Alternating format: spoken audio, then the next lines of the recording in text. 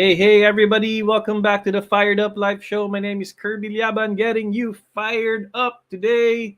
This is a Fired Up Easter Tuesday. All right. Thanks for being here. Thanks for watching the show. Our topic for today is how to build your confidence. And, self doubt, these things, we struggle with it. Self doubt, self consciousness. No, madalas maraming mga opportunities that we just let it pass because we don't have enough confidence. We have this fear of failure, and it seems like before we even get into things or take on some new challenges in our lives, wag na lang because we don't have that confidence, or we say no to certain things that could actually help make our life better, di ba? Kasi natatakot tayo. Ayan. And we lack that confidence. So let's talk about that right now. How to build your confidence, and let me know where you're watching the Fired Up Live show from. Okay? Saan kayo nanonood ngayon? Ayan, let me know. Happy Easter Tuesday to everybody. Kaka-Easter lang. All right. Ayan, hello Salina. Thanks for being here. Blessed afternoon also. Right. Thanks for tagging your friend or, kamag-anak mo, si Ryan. Hey. Ayan, so please share this in your profile, Facebook page, and of course tag your friends who may need that confidence. Hello, yeah, si Mirna is from UAE. Yeah, and thanks for watching all the way from the UAE. All right, awesome. So, how to build your confidence? That's our topic for today. And the Fired Up Life is all about getting you motivated and focused in pursuing your dreams and living out your faith. We all have dreams. And, how can we reach our dreams if we lack confidence? Na kailangan talaga may kumpiyansa din sa sarili, kumpiyansa in the abilities that God has given us. All right, let's go. Ayan. So we're here to get motivated for work and life para po sa ating trabaho kasi work is a big part of our lives. We work from 8 to 5 and if we're not motivated to do our work, paano na lang, 'di ba? Paano na lang natin papakainin ng ating mga pamilya? Paano na lang natin susuportahan ng ating mga anak? How do we pay for the bills? Ayan. So you gotta get fired up for your work because also this work, the work that God has given us is a blessing and it blesses other people as well. Ayan. Hello. Watching from Iligan City, Mindanao. Yes. Thanks for being here, Chris. Okay. So yan po, no? And of course, this show is made possible by our Fired Up patrons. If you want to be one of those who sponsor the show, and please go to patreon.com/fireduplife and be one of our Fired Up patrons. All right. Cool. So the Fired Up Life show is here every Tuesdays and Thursdays live, 3 o'clock p.m. More than a year ko nang ginagawa to. So yes, we're here faithfully serving you, motivating you in the faith, motivating you in your work and in your life. Okay, so Tuesdays, TTH, 3 p.m. po siya. Let's start our topic, how to build your confidence. Ayan, no? So, I don't know if you're struggling with this. Are you too self-conscious, no? Self-conscious. Parang we always think if we are good enough. We always think if kaya ko ba to? Anong sasabihin ng ibang tao? Ayan, no? Wag na lang baka pagtawanan ako. Okay ba ang itsura ko? No, it's good to try your best to look good, try your best to perform well. Pero in a lot of times we lose that confidence because there's always a flaw. There's always something lacking in ourselves. Hindi naman kasi tayo perfect, right? So, this can hinder us from gaining the confidence that we need. Parati nating iniisip yung ano natin, sarili natin, hindi yung task at hand, 'di ba? Hindi yung challenge at hand. We're always thinking about what other people might say. And when we have this, when we're self-conscious, ayan, that's one of our hindrances when it comes to having that confidence. Or perhaps we have this self-doubt. Pag sinabing doubt po, araw-araw po yan. No? There's always that thought or mga things that come into our minds that really tell us hindi mo kaya yan. Tayo sa sarili natin, no? Hindi yung iba ang nagdi-discourage sa atin, but ang ating sarili. Hindi ko kaya yan, mas magaling pa yung iba, bakit di na lang sila? Wag na lang ako, hindi ko kaya yan. No? So, that's being doubtful about your abilities. So, ayan, I don't know if you're struggling with self-doubt. Ayan, so there's also this situation where you are trying to please or impress everyone. Ayan. Not only a few people, pero trying to please everyone. Na. So I talked to some aspiring content creators. Ang isa sa mga kinakatakutan nila, paano kung mabash ako, no? What if I get bashed? What if I get criticized, 'di ba? And of course, not everybody will like your video or will like your live show. But focus on those who like the show, who like the video, who like your posts. Ayan, no? So, no, that can hinder us from gaining the confidence that we need in our lives when we're trying to please everybody sa buong mundo. Pag may isa dyan na ayaw niya ang delivery mo, ayaw niya ang content mo, ayaw niya ang sinasabi mo, ayan. Wag na lang mag-post, wag na lang magsalita, no? Because we're trying to please everybody, and iba-iba ang tao. may tao na hindi impressed, may tao naman impressed kasi yun yung kailangan nila sa kanilang buhay. Ayan, no? So when we're trying to please everyone or to impress everyone, wala tayong magigain na confidence niyan. Puro lang talaga pagdududa ang papasok sa ating isipan. All right. So, itong pinakamatindi na hindrance sa gaining self-confidence or building your self-confidence, yung takot kang pumalpak. Natatakot tayong magsimula kasi takot tayong pumalpak, takot tayong magkamali. No? So that fear of failure is one of the things that really hinders us from pursuing what we ought to pursue in our lives, from pursuing our dreams. I don't know if you have this. If you have this, pakibanggit lang dyan, no? No, yung fear of failure, if you have that, no, lagay nyo dyan. No? And maybe you can identify other things that hinder you from building your confidence. Ano ba yung mga bagay na natatakot ka? So, confidence is relative in different types of scenarios. So, may iba takot mag-public speaking. Ayan. They don't have the confidence to speak in public. Okay? So, yun yung usually struggle. But let's talk about life in general, di ba? Yung mga new responsibilities. You're not confident enough that you can take it on. For you, it's daunting. It's too big. It's too, wow, it's ginormous. Ganyan, di ba? So we fear failure when we fear failure because we won't just get into the game anymore. Ayan, yun yung mahirap.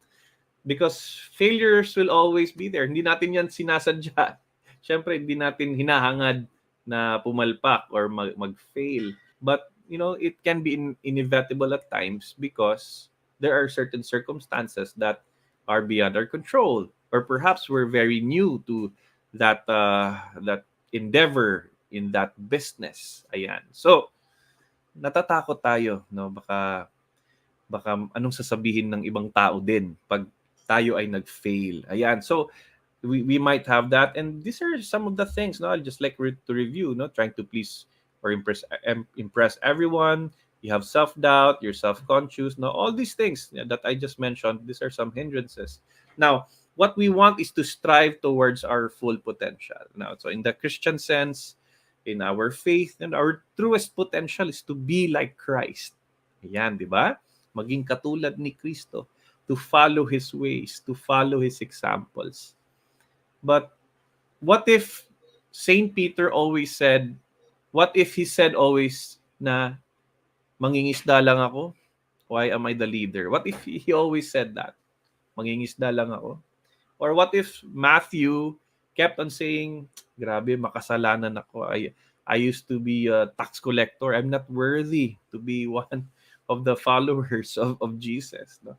What if all these saints did not have the confidence that Christ built into them? Diba? Wala tayong faith ngayon. So we want to strive towards our full potential. Ayan. No? So, yeah, may binanggit dito na hindrance si Salina. Takot malugi, no? Takot malugi. Ayan, no? So these are risks that we have in our lives. And ganun naman ang buhay. We always are facing all these risks, di ba? So yes, we want to strive towards our full potential. And if we have that lack of confidence, we won't be able to reach that part of our lives, no? Okay, so I want to share with you guys 5 ways to build your confidence so you can reach your potential. Ayan. 5 ways to build your confidence so you can reach your potential. So, paki-type na lang po sa ating comment sections. No? So, nakalagay dito, fired up and fired up to be confident. Ayan. Fired up to be confident. Paki-type po dyan sa ating comment section para po I would know if people online are fired up and fired up to learn, no? So paki-type dyan, fired up to be confident. Ayan, may mga hindrances pa dito. Takot, mapahiya. Ayan, thank you, Janet, no? Ayan, so may mga fired up to be confident na. Cool. Yes. Crisanto is fired up to be confident. Lasty Ed. Happy Easter. Fired up to be confident. Ayan, si Salina is fired up to be confident. Let's go, guys. Ayan, kailangan natin to sa ating buhay. Let's get fired up. All right. Sino pa ang fired up to be confident? Si Tito Norman. Robles, fired up to be confident. All right, that's so cool. Yes. So, let me share with you the 5 ways para hindi tayo matakot na mapahiya, matakot malugi, matakot na pumalpak. Ayan, so we can reach our potential. Unang-una po, number 1 is to identify your superpower. Ayan, di ba po? Usong-uso ang mga hero movies of late. No? Upcoming si Thor, no? Love and Thunder. Ayan, no? May mga superhero movies, no?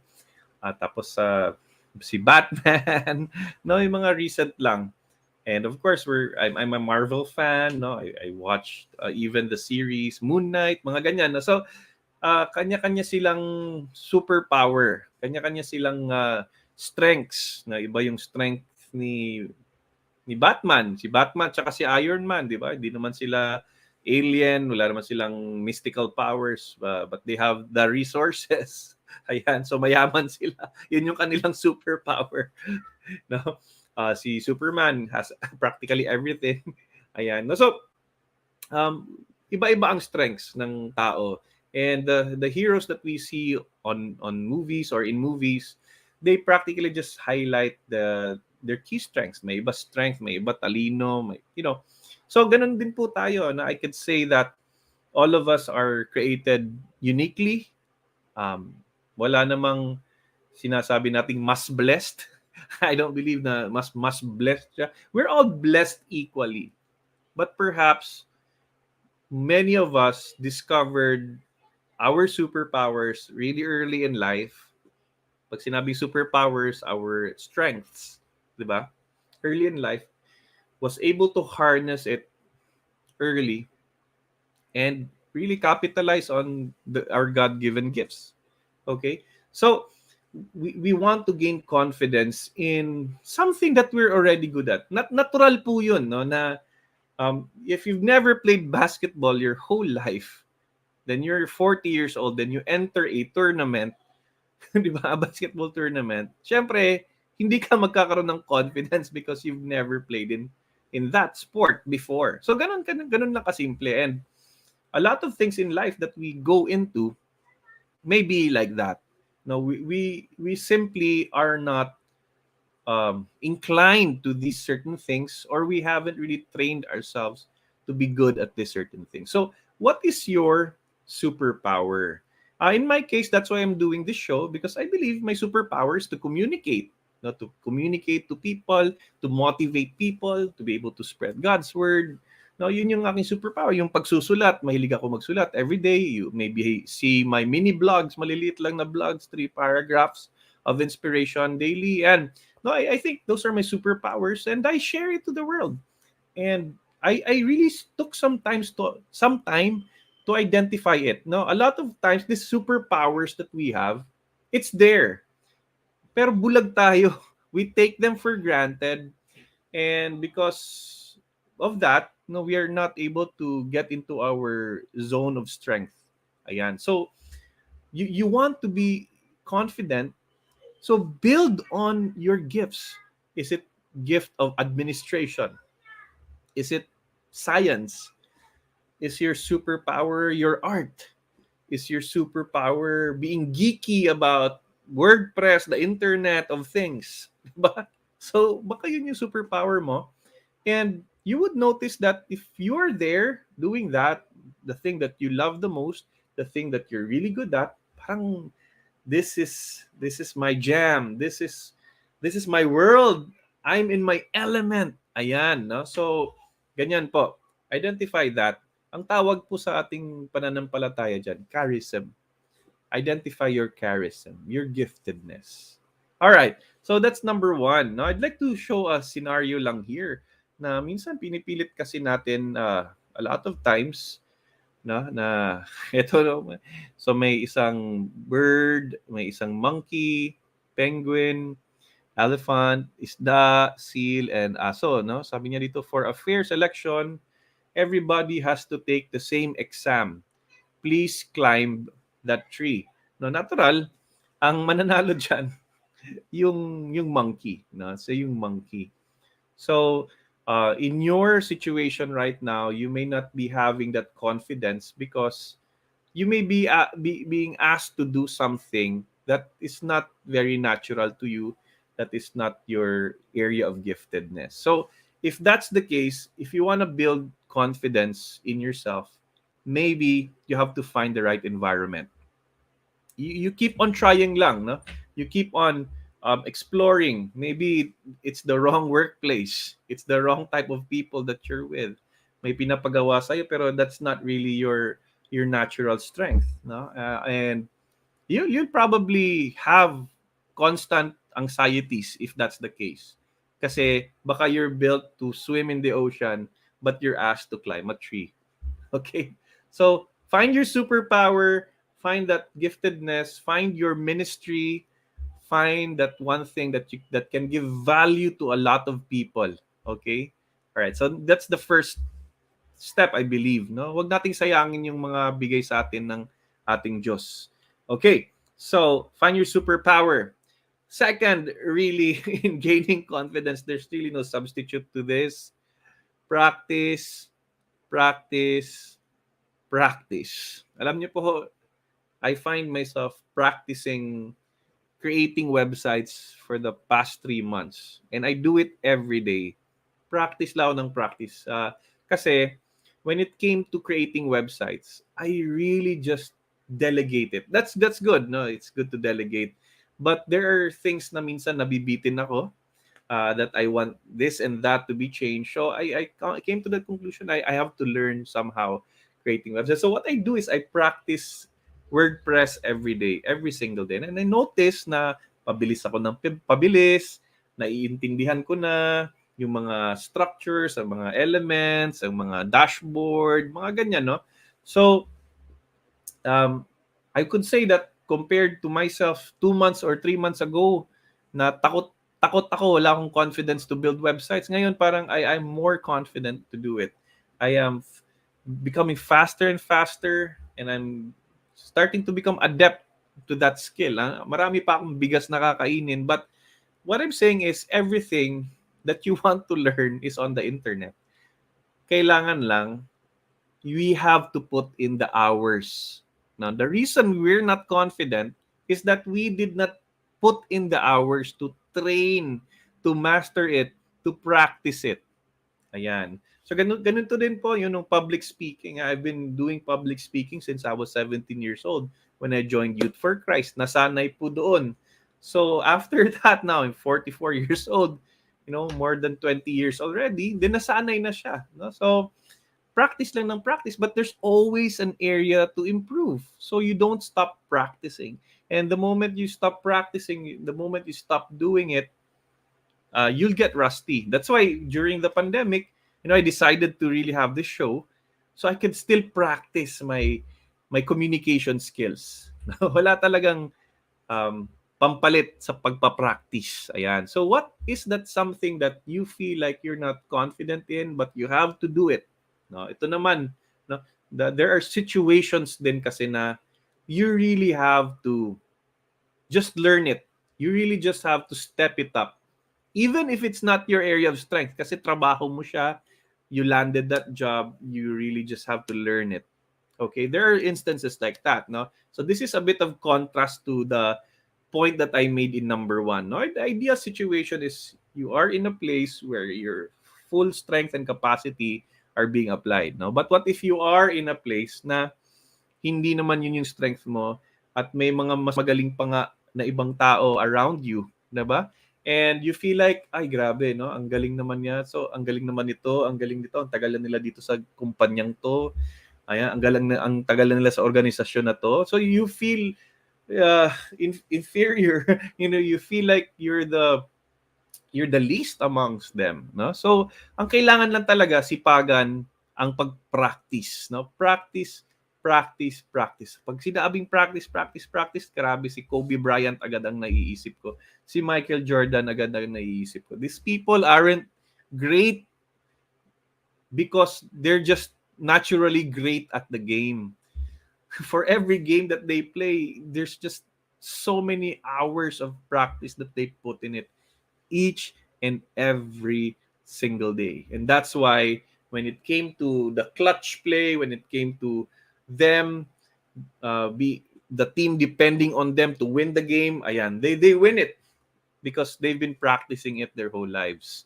They've been practicing the certain skill all the time. So, my question to you is, what have you been practicing? Ano bang i-ensayohan nyo? No? What are you practicing on? What skill are you practicing on? So that you can gain that confidence in terms of that skill. No? Kung crucial talaga siya na matutunan mo siya, araw-araw, dedicate 1 hour, at least 1 hour a day to that craft, to that skill. Okay? So practice, practice, practice. Kasi, the reason why we lack the confidence kasi we see other people are doing better than us. So sila na lang, wag na lang sila. So I just wanna share with you this quote. A flower does not think of competing to the flower next to it. It just blooms. Ayan, no? So, yan, no? Wag niyong alalahanin kung mas mayaman na yung iba, mas magaling sila. Just focus on blooming. Just focus on building yourself up. Just focus on becoming the best version of yourself. Just bloom. Don't mind the neighbors. Don't mind the competition. Ayan. So, don't think about the competition. Ayan. So, kung negosyo, syempre, you have to do benchmarking and all kasi what the competition does, no, in terms of business. But in terms of, self-improvement, ayan, just focus on building up yourself. Kasi nga, a flower does not think of competing to the flower next to it.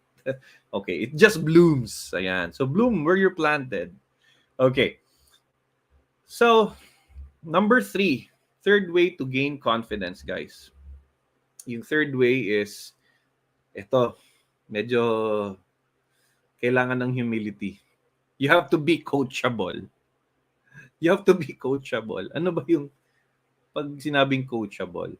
Kasi coaches are there because they've been there and they've done that. And they've done that successfully. And they will teach you methods or disciplines that won't make sense to you right now. They explain it, but it still doesn't make sense to you. Why you have to go through this foundations, why you have to maybe make laps in jogging para lumakas ka, you know. So when I was in high school, I was part of a basketball team. So every day, pinagja-jogging kami.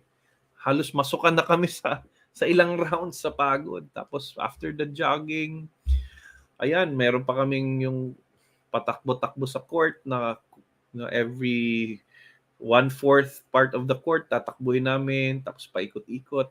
And gusto namin maglaro, pero jogging lang kami ng jogging for the whole week. Pagod na kami, gusto namin maglaro. No? But grabe, the coach was really relentless. But we followed, no? Besides the fact that we feared him. Okay, we really followed. Then we realized later on when we were already competing, grabe, we had such stamina that kahit magaling yung kabilang team in terms of skill, individual skill, kami naman magaling sa stamina. So we kept on running. We didn't lose steam. So yung pala yun, no? I mean, coaches know how to win the game. And if you're a person right now who has a spiritual director, who has a mentor, who has a coach, two things you can do. Really listen to that coach and do what the coach says, or do what the coach is doing, in his or her life. In terms of business ba yan, in terms of content creation, ano bang ginagawa nung coach na yan? Gayahin mo lang, sundin mo lang. Now, there are a lot of people I look up to. Now, one of them is Bo Sanchez. I really look up to this person. Tapos anong ginagawa niya? Nag-live siya, nag-live din ako, nag-selfie live siya, nagla-live din ako. So when you absorb these things, you start to gain confidence and you realize later on, nga, no, effective siya. It's effective, but when you actually are doing it, then you can confirm and affirm that it's effective. Diyan mo lang siya maiintindihan pag ginawa mo na. Now, pag nagmamagaling tayo, pag matigas ang ating ulo, pag tamad tayo, pag di tayo nakikinig, that is the opposite of being coachable. Okay? And if we have that, we cannot gain the confidence. No? We can't gain the confidence that we want kasi we are timid. We are just shy. Ayoko niyan. Ayokong magpakita. Di ba? So I coach a lot of people. And those who do follow the coaching that I suggest are succeeding in their own platforms. No? But for others, of course, they have their own struggles. They have their own pacing. Ayan po. So I completely understand. No? So ayan, no? And what we need is that humility to receive instruction. Okay. So are you coachable? No? Are you coachable, guys? Sumusunod ba kayo sa magulang niyo? Ayan. Sumusunod ba kayo sa advice of people whom you know can add value in your life? Okay. So that's the third way to become confident. Okay. Fourth way to be confident is to gain from the pain. Gain from the pain. So we hear this all the time, no pain, no gain. Diba? Very common, cliche. But what does it really mean? Kasi usually na-experience natin to pag nag-workout. No pain, no gain. No pain, no gain. But I'd like to contextualize this with the pain of failure. Pag nag-fail tayo, masakit eh. Pag hindi natin na-meet yung expectations, hindi natin na-deliver, nagkulang tayo, masakit, no? And when you experience pain in your life, there are two ways to go. One is you get traumatized and never deal with that pain again. Or number two is that you learn from the pain and you try to do it again. Okay? Susubukan mo siya ulit. Hindi ka madadala gagalingan mo pa the next time. So 'di ba? Kasi pain nga, 'di ba? Pag napaso ka ng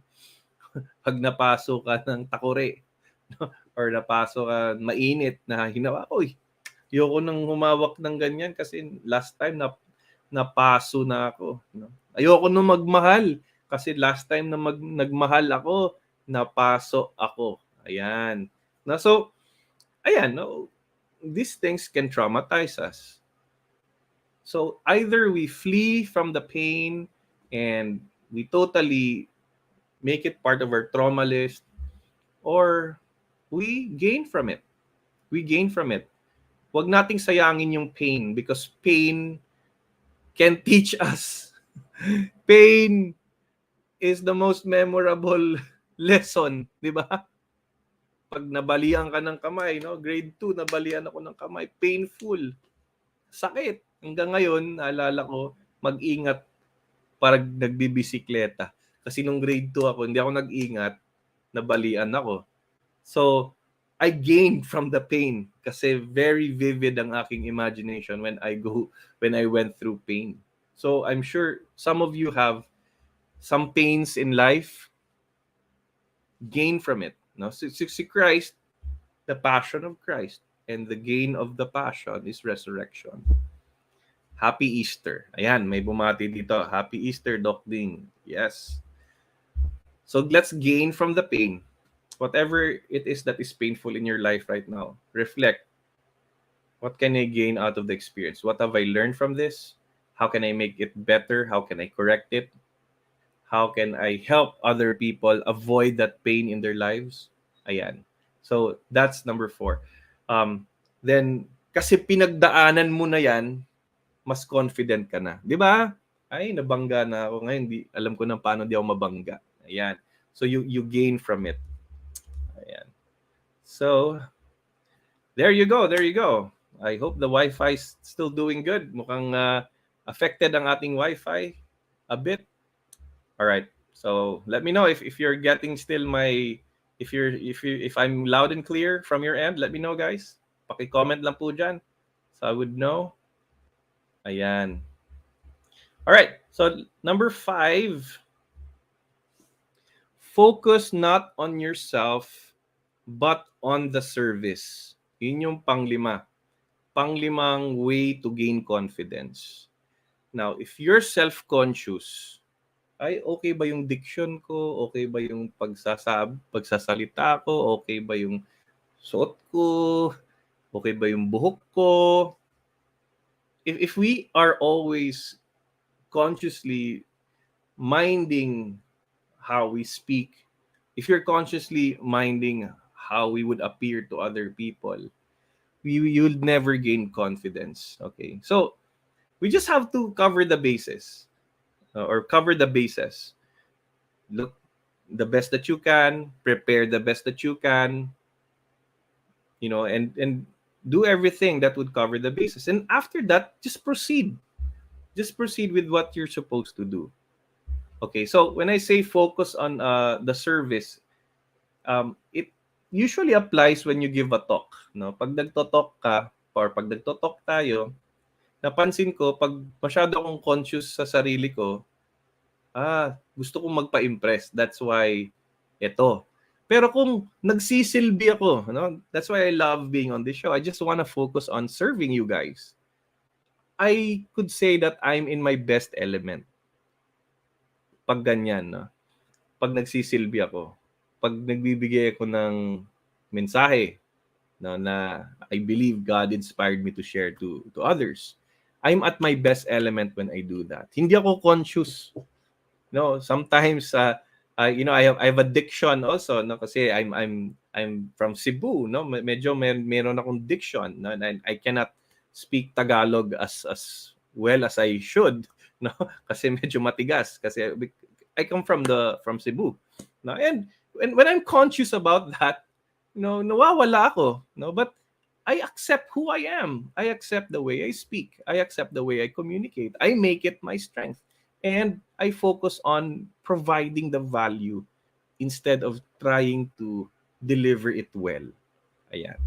So, ganun din po. Now, when we're asked to serve in a higher capacity, let's just say you're being asked to be a president of an organization or a leader of a prayer group.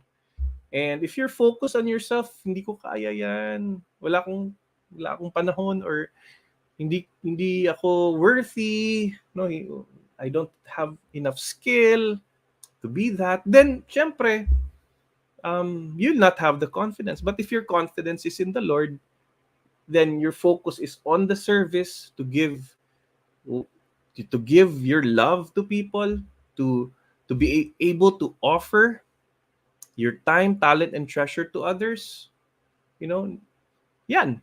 Focus on that. Kasi kung focus on the self, you will tend to compare yourself with other leaders na who came before you, or magaling sila, or mas may resources sila, ganun. Pero pag tumutok tayo sa service, like for example, the Fired Up Life show, I just focus on firing up people. I just focus on the service. And whether people come to the show or not, doesn't matter. Basta sisipot ako ng PTH ng 3 p.m. Doon ako. Kung isa ang sumipot sa show, it's okay. Kung 1 viewer or 0 viewers, it's okay. Pero kung marami, that's well and good as well, di ba? So, that's how we gain confidence. Focus on the service. Focus on loving people. Focus on your audience. Focus on God. Okay? Siyempre, galing sa Philippians 4 verse 13, I can do everything through Christ who gives me strength. No? So, galing sa Diyos ang ating lakas. Galing sa Panginoon ang ating confidence. Our confidence is from the Lord. Ayan. No? So, when pag nakasandal tayo sa Panginoon, ayan, we can really proceed our lives with full confidence and reach or strive towards our fullest potential. Okay, so let's review, guys. 5 ways to build your confidence so you can reach your potential. Number 1, identify your superpower. Kung ano yung charisma mo, kung ano yung giftedness mo, try as much as possible to build on that. If that's your calling, if that's your area of strength, build on that. Because the reason maybe you're not confident enough is because you're in the wrong place, in the wrong environment. Hindi lumalabas yung giftedness mo. Okay. Number 2, again, there's no substitute to practicing, preparation, no? Practice each and every day. That is the best way to gain confidence. The more you practice, and embrace the gift of repetition, iteration, then you'll be able to become better at your skill, at your craft, or whatever it is that you used to struggle before. Gagaling at gagaling ka dahil sa pagpapractice. Walang automatic, guys. Kailangan pagtrabahuan lahat. Number 3, be coachable. Always listen. Do what your coach says. Do what your mentor says. Sometimes it won't make sense as long as hindi siya immoral. No? If it's immoral, of course, don't do it. But of course, if it's just difficult and mahirap siya gawin, kailangan basahin. Okay, ayaw mo siyang basahin yung libro na pinapabasa niya. No, so you're not coachable that way. So be coachable. No, yun yung 3rd way to gain confidence. The 4th way to gain confidence is to gain from the pain. No, so instead of being traumatized by the pain, or napaso ka, you are very negative about that experience of pain, try to see what you can learn from it and gain from it, and know that kasi pinagdaanan mo na, ayan, meron ka ng kumpiyansa. Hindi ka na magkakamali sa ganyang bagay ulit because you've experienced some pain. Number 5 is focus not on yourself but on your service. There you go. Those are the 5 ways. I hope you got some clarity today. I hope you got some motivation. Please let me know which of the 5 is most helpful to you. Please comment there in our chat box or in our comment section or here in Facebook. Ayan, or also in YouTube. Nasa YouTube din po tayo. Okay. So, sino ang maglalagay diyan? Ano ang most useful for you amongst the 5 elements here that I just shared with you this afternoon? Okay, so let me know. Excited to know? Para kay Crisanto, it's about identifying your superpower. Ayan. So, it takes a lot of soul searching, but the easiest way is to simply ask people, what do you think is my superpower? Ayan. Tanungin mo asawa mo. Tanungin mo yung kapitbahay mo, yung kasama mo sa grupo. Ano ba ang strengths mo? Sasabihin sa'yo, alam mo Chris, ito yung, dito ka magaling. Ayan, no? So minsan nagugulat tayo, oh, dito ka magaling. Pag pino-point out sa atin, hindi ako magaling dyan. No? So, ayan, sinasabi na nga magaling ka dyan, pero usually we say, ay, hindi ako magaling dyan. Okay? So, yes, embrace your superpower. And para kay Janet, it's really practice, practice, practice. Yes, execute, practice, do it. And that's the way to gain confidence. Ayan. So, hey, thanks for your comments. Please keep your comments coming. Ayan, as I share with you how to support the show, be a patron. There's a link there above. Please support the show, this online ministry. You can also send stars if you're watching in our Facebook page. You can also be a supporter through Facebook and send your support through GCash. So maraming options po guys. Again, no? Be a patron, go to patreon.com. Salamat sa mga patrons for making this show possible. Ayan, ito po yung mga fired up patrons po natin. The people that inspire me to keep showing up here because they believe in the show. Ayan, salamat po sa inyong mga suporta at sa mga stars. And of course, the book is still available. Go to fireduplifestore.com. Ilan na lang, konti na lang. Okay. So, yes. Go there and just support the show by buying this book. And it can motivate you, di ba?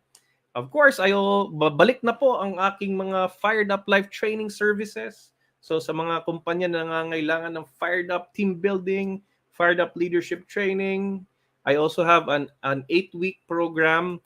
I call it Passion 8 training program to help employees gain the soft skills and the behavioral the behavioral discipline that they need. Ayan, no? So nandyan, Passion 8 training program.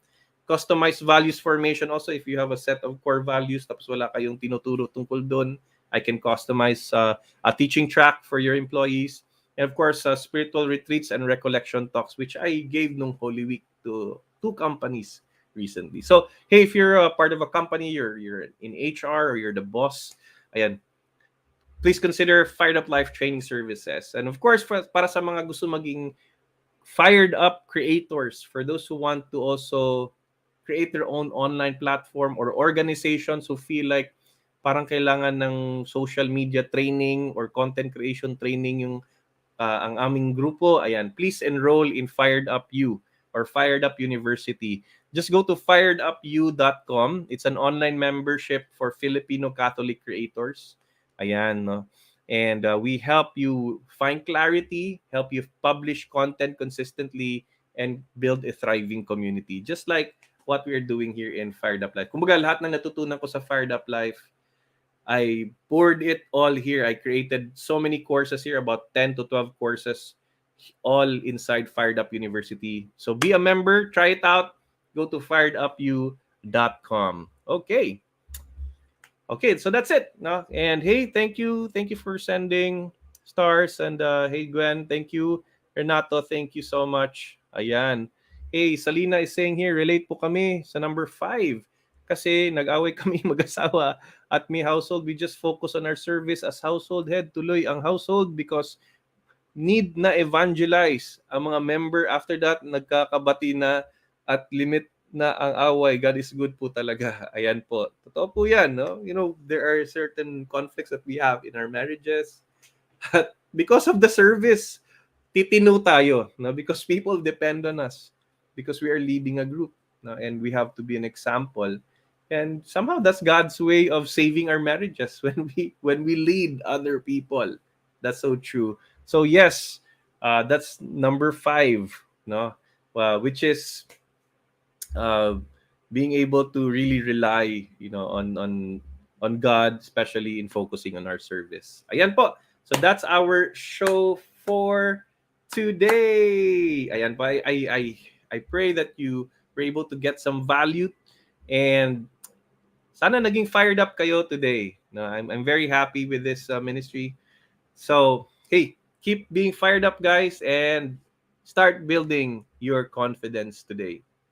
See you on Thursday. God bless.